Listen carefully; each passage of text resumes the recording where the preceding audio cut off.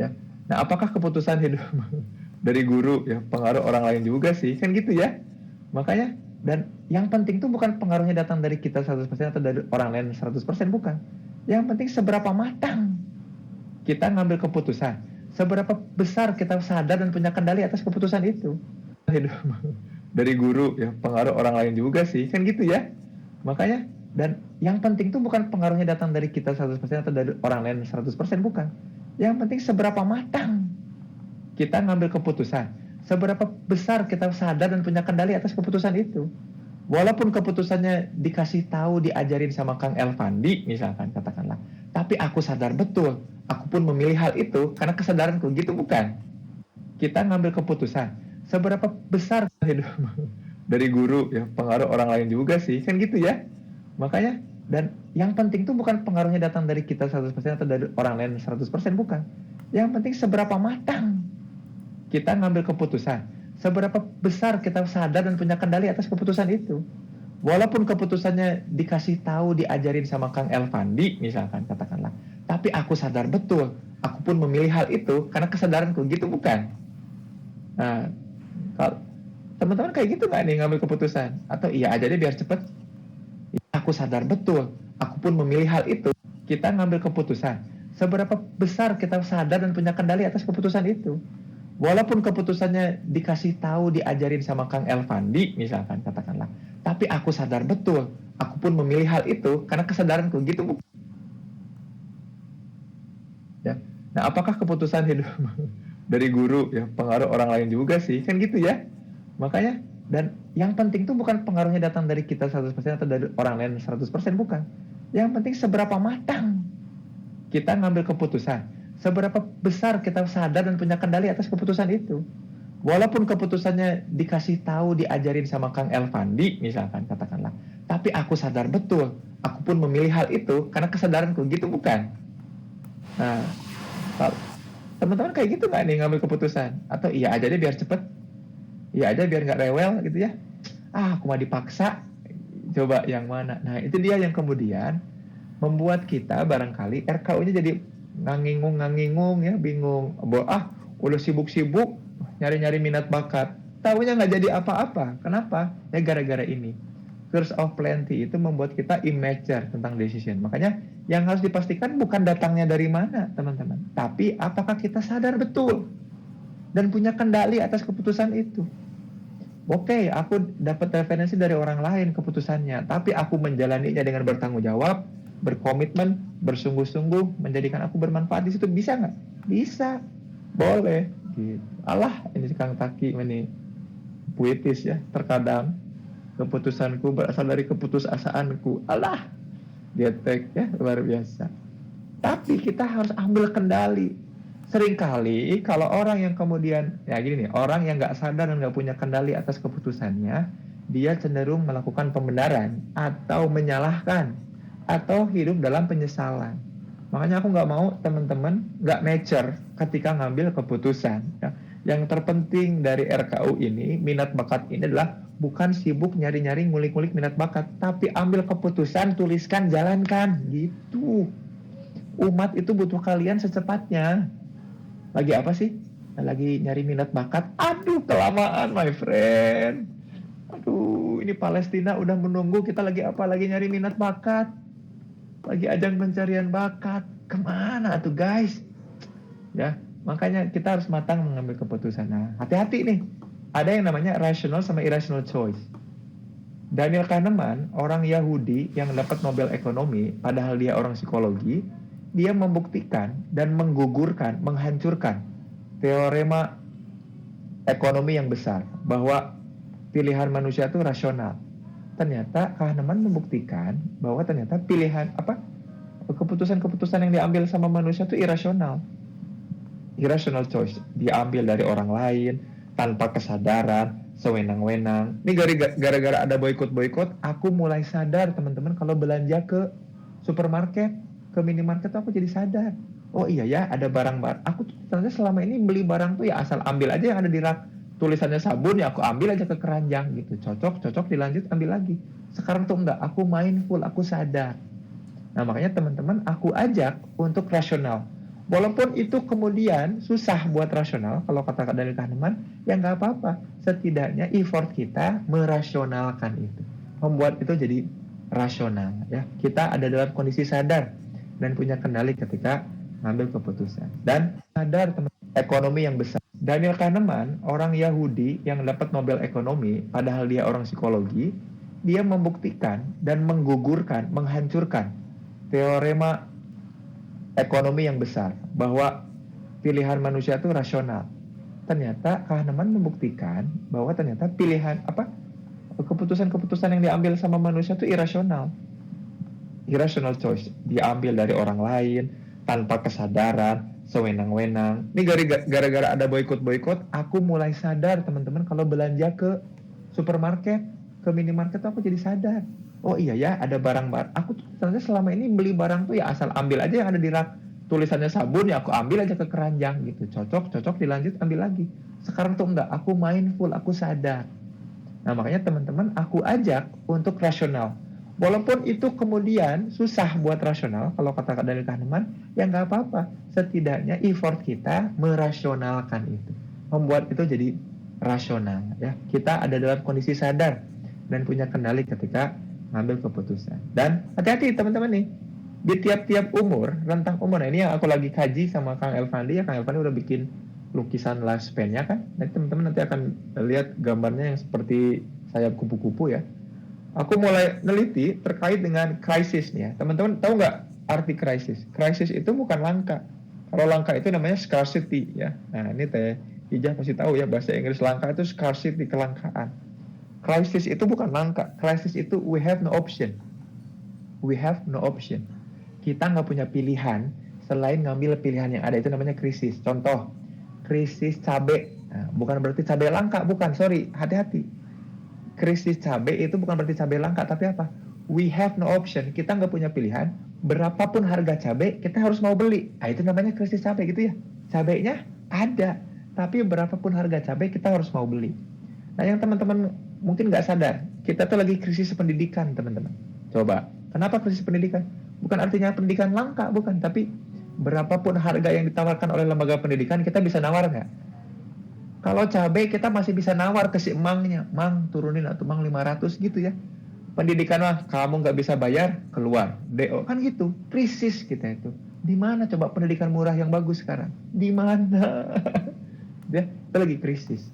Nah, makanya sekarang itu banyak juga krisis yang akan teman-teman alami dalam kehidupan. 0 sampai 5 tahun namanya krisis fisik ya. Krisis fisik. Apa itu krisis fisik?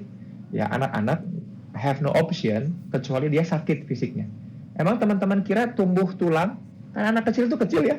Lama-lama kan tumbuh tulangnya, itu kan lama-lama sakit. Gitu. Itu namanya krisis fisik. Terus gini, 10-18 tahun kita mulai yang namanya krisis identitas. We have no option. Kita nggak punya pilihan selain ngikut identitas apa yang ditawarkan sama teman-teman sebaya, gitu ya. Yang anak rohis gabung sama anak rohis, yang suka basket gabung sama anak basket gitu ya. Kita dapat identitas dari kelompok. Nah, hati-hati nih teman-teman, di umur 18 sampai 35 tahun ada fenomena namanya apa? Quarter life crisis ya. Kita nggak punya pilihan selain ngikut apa yang lagi orang lain lakukan. Orang lain lagi pada kerja di startup, pada ikutan sok-sok kerja di startup gitu ya. Orang lain pada jadi ASN, BUMN, pada sibuk ikut-ikutan. Pada jadi konten kreator, pada ikutan. Itu quarter life crisis. We have no option. Ya, we have no option. Seorang orang pada nikah, kita nggak punya calonnya, galau hidup kita. Quarter life crisis. Gitu. Nah makanya hati-hati. Yuk kita putus ketidakpastian. Apa tuh ketidakpastiannya? Kepastian itu keniscayaan ya. Nggak ada sesuatu hal yang pasti. Tapi gini nih, yang aku maksud dengan kepastian, yang harus kita putus ketidakpastian adalah apa? Alternatif pilihan. Kita harus punya kendali atas alternatif pilihan kita. Jangan sampai seumur-umur hidup kita tuh jadi orang-orang yang dalam krisis.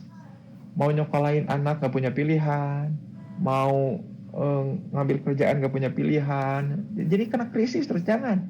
We have to have option.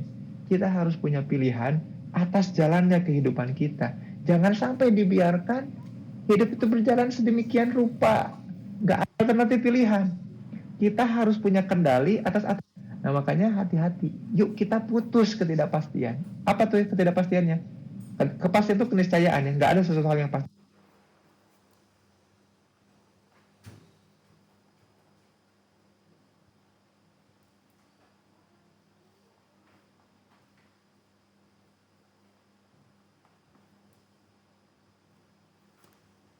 Tapi gini, yang aku maksud dengan kepastian, yang harus kita putus ketidakpastian adalah apa? Alternatif pilihan.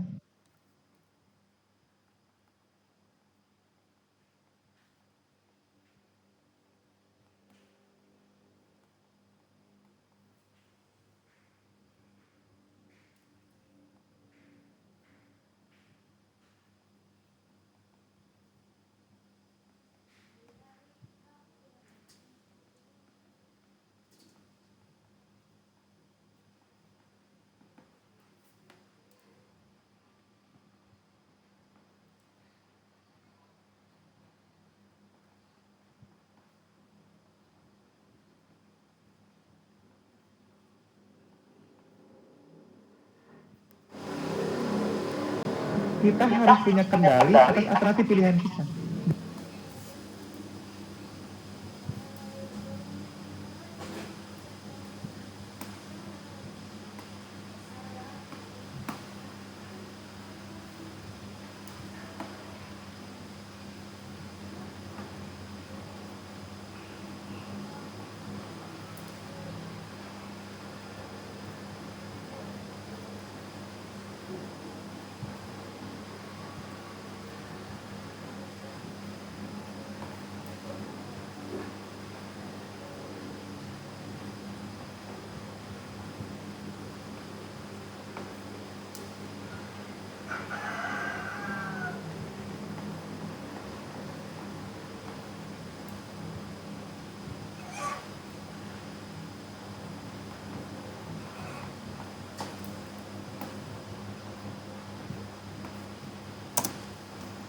Jangan sampai seumur-umur hidup kita tuh jadi orang-orang yang dalam krisis. Mau nyokolain anak gak punya pilihan, mau ngambil kerjaan gak punya pilihan. Jadi kena krisis terus. Jangan. We have to have option. Kita harus punya pilihan atas jalannya kehidupan kita. Jangan sampai dibiarkan hidup itu berjalan sedemikian rupa, gak ada pilihannya ya. Jadi yang dimaksud memutus ketidakpastian adalah gimana caranya supaya kita masih tetap punya pilihan terhadap hal-hal yang kita alami, jalani dalam kehidupan kita. Begitu ya. Mudah-mudahan sampai sini jelas ya. Makanya kemudian dalam sebuah pilihan kita akan dikuatkan. Makanya ini kalau baca sirahnya ya, asbabun nuzulnya ayat ini itu peristiwa di perang Uhud, teman-teman. Ini aku paling suka banget kisah perang Uhud, dan ini muncul ayat ini. Fabima rahmatin minallahi lintalahum walau kunta faddan ghalidul qalbi lan fadu min haulik ya. Fa'fu anhum wastaghfir lahum wasyawirhum fil amri fa idza azamta fatawakkal 'ala Allah innallaha yuhibbul mutawakkilin ya. Ini tuh indah banget ayat Allah, Masya Allah, tabarakallah ya. Jadi kita tuh berlemah lembut itu tuh atas berkat rahmat Allah. Kenapa? Karena kalau kita keras dan kasar, orang-orang di sekitar kita tuh menjauh. Bayangin, kita tuh sering kali dalam kondisi krisis, ya, kita tuh malah kasar dan keras. Coba bayangin, orang tua kita, nah kak, ayo dong kerja yuk, jadi apa yuk, ASN yuk, coba lamar-lamar yuk, BUMN yuk, gitu ya. Mama tahu nggak RKU aku apa? Mama jangan ngalang-ngalangin RKU aku. Aku pengen bikin kursus bahasa Inggris. Di mana? Di Inggris. Orang Inggris mah nggak butuh kursus bahasa Inggris atau lain gitu ya. Nah, kan itu ya. Ini harus kita waspadai, teman-teman. Tekad dan tawakal itu lahir diawali dari betapa kita memasrahkan diri kita mendamba rahmatnya Allah. Fabima rahmatin minallah walintalahum. Dengan rahmat dan kasih sayang Allah itu kita bisa berlemah lembut, kemampuan persuasi. Jadi kalau Akang Teteh, teman-teman semua jadi semangat, termotivasi, dapat hidayah gara-gara sharing aku malam ini, bukan karena aku hebat public speakingnya, bukan, tapi gara-gara tadi, ya Allah, aku mempersiapkan materi ini, dibantu, dipandu, dibimbing sama Kang El. Mudah-mudahan ini jadi berkah Jadi jalan hidayah buat teman-teman semua gitu. Capernya sama Allah. Fabima rahmatin minallahu lintalahu. Kenapa? Karena kita tuh suka nanti hati-hati keserempet tuh, kegocek. Apa gocekannya? Walau kunta fadon. Walau kunta fadon. Kalau kita fadon, bersikap keras, ghalidul qalbi, ya, keras hati dan juga kasar, lantadu min haulik. Mereka akan menjauh dari sekitar kita, ya. Nah, makanya tugas kita kalau pengen punya tekad dan tawakal yang kuat gimana? Nih, ini nih, lihat nih. Ya, fa'fu anhum. Yuk kita maafkan mereka, coba bayangin. Makanya dalam berdakwah, dalam milih RKO, dalam menjalani kesakinahan supaya dapat inner peace, maafkan dulu orang lain. Ya, sebelum aku ngisi sharing ini, aku maafkan teman-teman semua. Ya, kita maklumi teman-teman semua. Teman-teman pun gitu nanti ketika sharing RKO, maafkan orang tua kita yang barangkali belum paham terkait apa RKO kita. Maksudnya kan gitu, maafkan saudara-saudara kita, maafkan orang-orang setim kita yang barangkali nggak paham apa maksud kita melakukan sesuatu, kan gitu. Ya, fa'fu anhum wastaghfir lahum, mohonkan ampun untuk mereka, wasyawirhum fil amr. Lalu bermusyawarah, jangan ditinggalin, jangan di ghosting, jangan di silent treatment, tapi diajak bermusyawarah, ya. Makanya setelah tahap-tahap itu dilakukan, kata Allah apa? Fa idza azamta fatawakkal 'ala Allah. Jadi supaya kita kuat tekad dan bisa bertawakal, ternyata ada proses sebelumnya. Berharap rahmah, berlaku lembut dan baik, nggak berhati keras dan kasar, memaafkan, memohonkan ampun untuk orang-orang dan bermusyawarah. Jangan putus dalam bermusyawarah. Jangan kemudian lelah berkomunikasi, bermusyawarah, mempersuasi, nge-influence orang gitu, teman-teman. Jangan mundur. Walaupun ini makan sulit dikit resign, sulit dikit kabur, ajak bermusyawarah, my friend. Ya. Ini waktu masih ada kali ya. Ini banyak juga ya, capek juga. Allah ya karim, ya luar biasa. Makanya kemudian kalau kita udah bertekad dan bertawakal, apa yang kemudian didapatkan oleh kita? Nah, makanya yang disebut sakinah itu ketika kita dapetin apa? Ketentraman, keseimbangan, harmoni. Nah, dan terutama ketenangan hati itu gara-gara kita melibatkan Allah. Nah, ini ayat favorit aku juga ya. Wala takunu kalladzina nasullaha. Janganlah kita tuh jadi bagian orang-orang yang nasullaha, lupa sama Allah, my friend. Brother, sister semua, jangan sampai kita lupa sama Allah. Nasullaha, sekalinya lupa sama Allah, apa yang terjadi teman-teman? Fa'ansahum anfusahum. Artinya apa? Kita dibikin amnesia. Ya, kayak lagunya Gigi ya, pagi beriman, sore lupa lagi gitu ya. Gara-gara apa? Gara-gara nggak melibatkan Allah. Ya, percuma udah sadar kenal sama minat bakat, tapi nggak melibatkan Allah dalam aktivitasnya.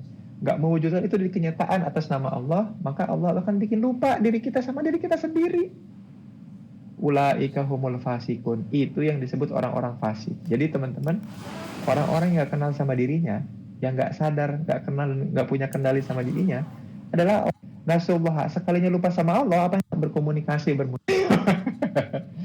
Allah ya karim, ya luar biasa. Makanya kemudian kalau kita udah bertekad dan bertawakal, apa yang kemudian didapatkan oleh kita? Nah, makanya yang disebut sakinah itu ketika kita dapetin apa? Ketentraman, keseimbangan, harmoni. Nah, dan terutama ketenangan hati itu gara-gara kita melibatkan Allah. Nah, ini ayat favorit aku juga ya. Wala takunu kalladzina.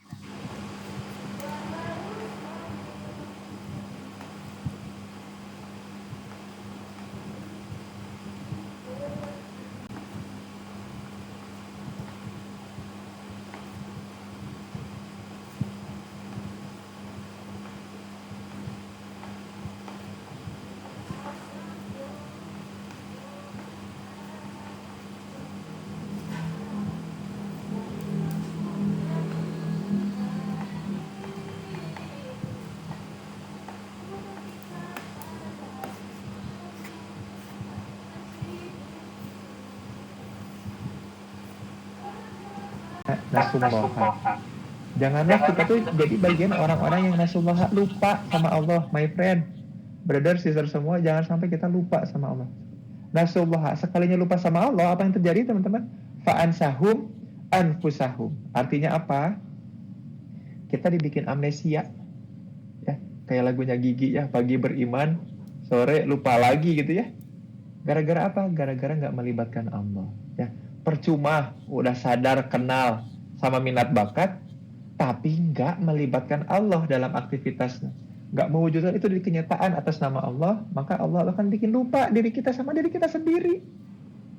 Ulaika humul fasikun. Itu yang disebut orang-orang fasik. Jadi teman-teman, orang-orang yang kenal sama dirinya, yang nggak sadar, nggak punya kendali sama dirinya, adalah orang-orang yang fasik. Orang-orang yang ternyata aktivitas kehidupannya barangkali dalam menjalani RKU-nya bagus, tapi dalam implementasinya tidak melibatkan Allah. Nah, inilah yang disebut dengan sakinah ilahiyah, ya. Makanya yuk libatkan Allah.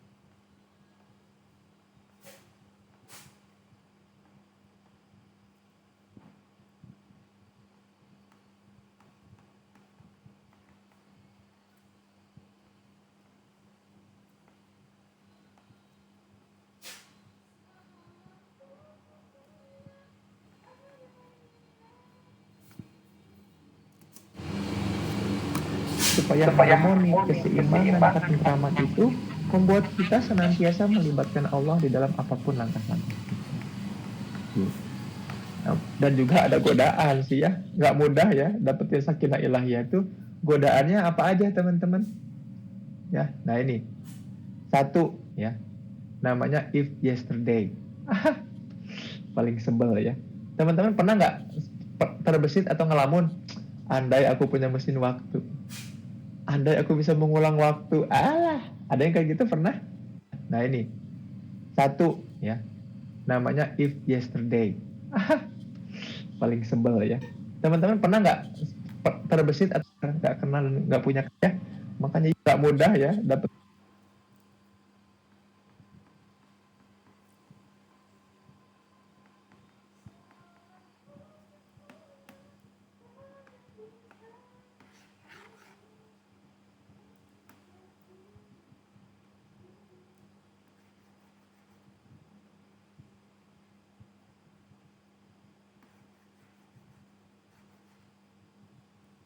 Seperti sakinah ilahiyah itu godaannya apa aja teman-teman? Ya, nah ini satu ya, namanya if yesterday. Paling sebel ya. Teman-teman pernah nggak terbesit atau ngelamun, andai aku punya mesin waktu, andai aku bisa mengulang waktu.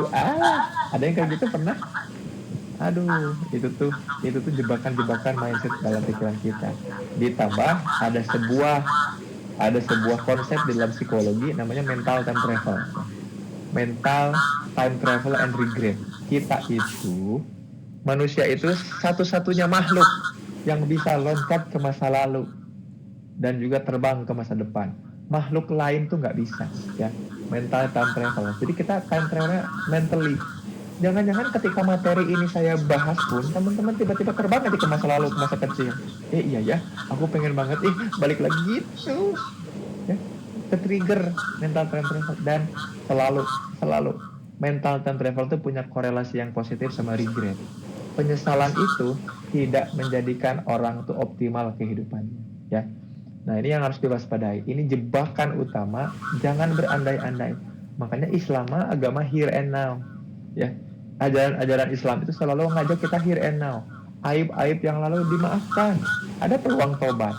Kesalahan dulu dilupakan, ada peluang tobat. Fokusnya kapan? Here and now. Makanya ayat ini tuh, ayat sakinah ilahiyah ini tadi ayat 18 itu bilang kayak gini, watakullah wal tandur nafsu maqaddamat ligot, kan gitu ya. Hendaklah setiap kamu memperhatikan apa yang dilakukan saat ini untuk bekal hari esok di yaumul hisab, di hari akhirat gitu. Kita diajak selalu untuk here and now sama Allah ya, hari ini dan sekarang. Nah, if yesterday itulah yang kemudian mencelakakan kita, membuat kita keprank, kegocek guys ya, jangan sampai kita mau seperti itu. Yang kedua, jebakannya adalah jebakan why not. Semua dicoba. Iya ya, asik juga tuh. Kalau dalam bahasa Sunda tuh elodan, elodan sulamita. Ditambah ada sebuah konsep di dalam psikologi namanya mental time travel. Ya. Mental time travel and regret. Kita itu, manusia itu satu-satunya makhluk yang bisa loncat ke masa lalu dan juga terbang ke masa depan. Makhluk lain tuh nggak bisa. Ya, mental time travel. Jadi kita time travelnya mentally. Jangan-jangan ketika materi ini saya bahas pun, teman-teman tiba-tiba terbang aja ke masa lalu, ke masa kecil. Iya ya, aku pengen banget, balik lagi gitu. Ya, ke-trigger mental time travel. Dan selalu mental time travel itu punya korelasi yang positif sama regret. Penyesalan itu tidak menjadikan orang itu optimal kehidupannya. Ya, nah ini yang harus diwaspadai. Ini jebakan utama, jangan berandai-andai. Makanya Islam agama here and now. Ya, ajaran Islam itu selalu mengajak kita here and now. Aib-aib yang lalu dimaafkan, ada peluang tobat. Kesalahan dulu dilupakan, ada peluang tobat. Fokusnya kapan? Here and now. Makanya ayat ini tuh, ayat sakinah ilahiyah ini tadi ayat 18 itu bilang kayak gini, watakullah wal tandur nafsu maqaddamat ligot, kan gitu ya. Hendaklah setiap kamu memperhatikan apa yang dilakukan saat ini untuk bekal hari esok di yaumul hisab, di hari akhirat gitu. Kita diajak selalu untuk here and now sama Allah ya, hari ini dan sekarang. Nah, if yesterday itulah yang kemudian mencelakakan kita, membuat kita keprank, kegocek guys ya, jangan sampai kita mau seperti itu. Yang kedua, jebakannya adalah jebakan why not. Semua dicoba. Iya ya, asik juga tuh. Kalau dalam bahasa Sunda tuh elodan ya, elodan sulamitan. Semua pengen dicoba. Kayaknya asik ya jadi konten kreator. Kayaknya asik ya jadi pembicara. Kayaknya asik ya jadi trainer. Asik ya jadi guru. Asik ya jadi, semua dicoba. Ya. Kenapa ya nggak aku coba aja? Mumpung masih muda. Terus aja muda, semua melakukan sesuatu masih muda. Ya. Nah, makanya konsep utama yang harus kita bangun di dalam mindset kita adalah committed, dedicated. Ya. Berkomitmen, mempertahankan satu hal sampai selesai, dedicated, berdedikasi di satu titik, satu fokus. Jangan sampai waktu kita terbuang dengan mencoba-coba banyak hal yang barangkali itu nggak ada hubungannya sama sekali sama RKO yang udah pernah kita buat. Ya. Dan jebakan ketiga adalah, nah ini nih,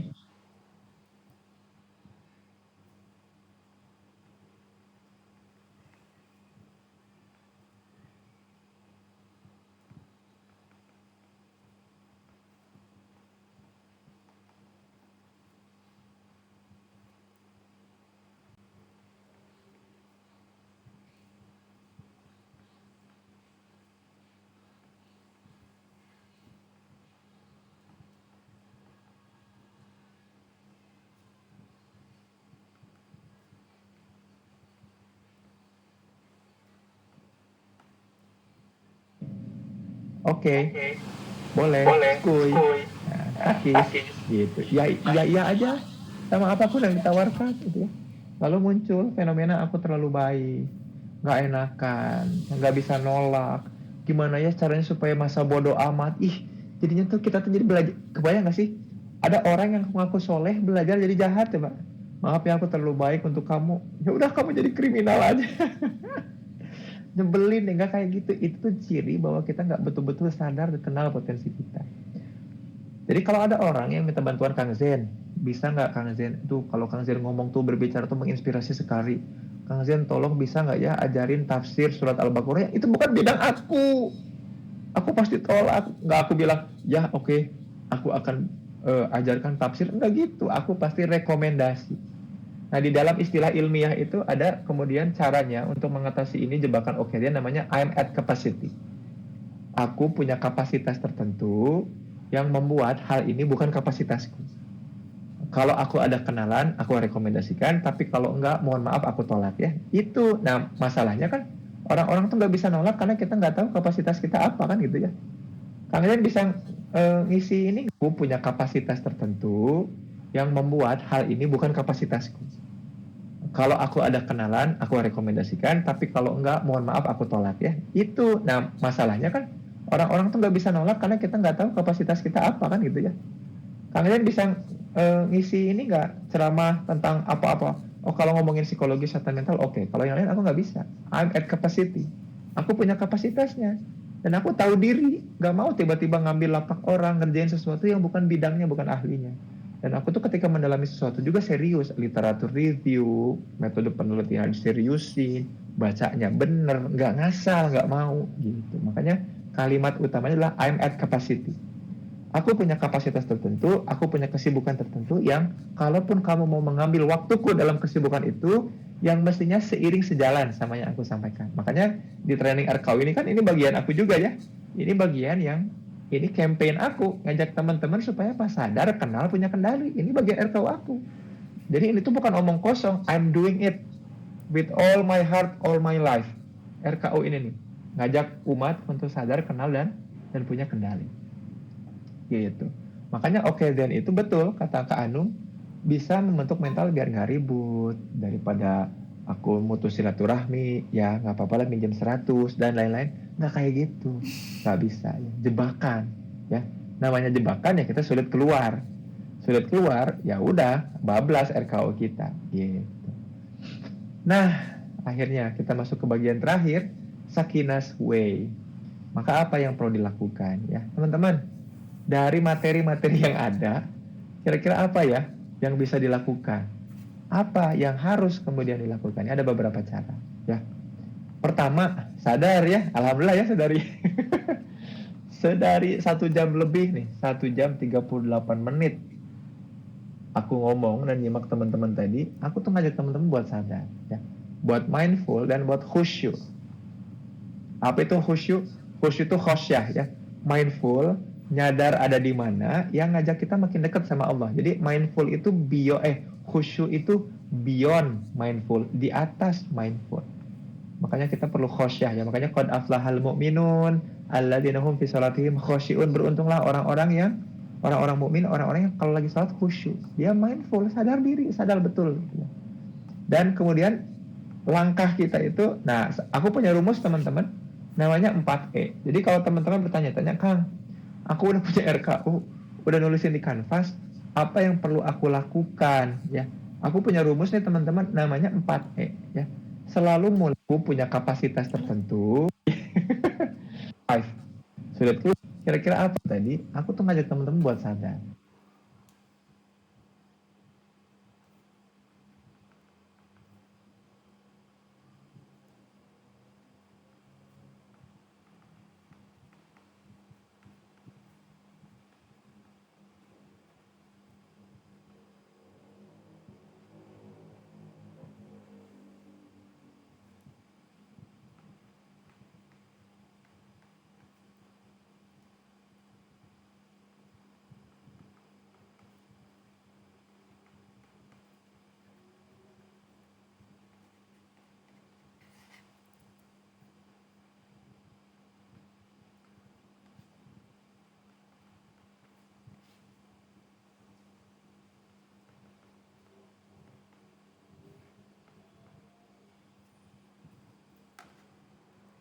Ya. Buat mindful dan buat khusyuk. Apa itu khusyuk? Khusyuk itu khosyah ya.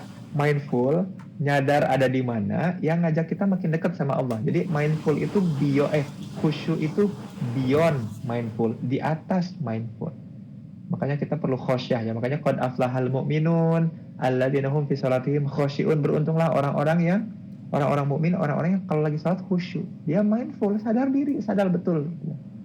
Dan kemudian langkah kita itu, nah aku punya rumus teman-teman, namanya 4E. Jadi kalau teman-teman bertanya-tanya, Kang, aku udah punya RKU, udah nulisin di kanvas, apa yang perlu aku, untunglah orang-orang mukmin itu khusyuk itu beyond mindful, di atas mindful.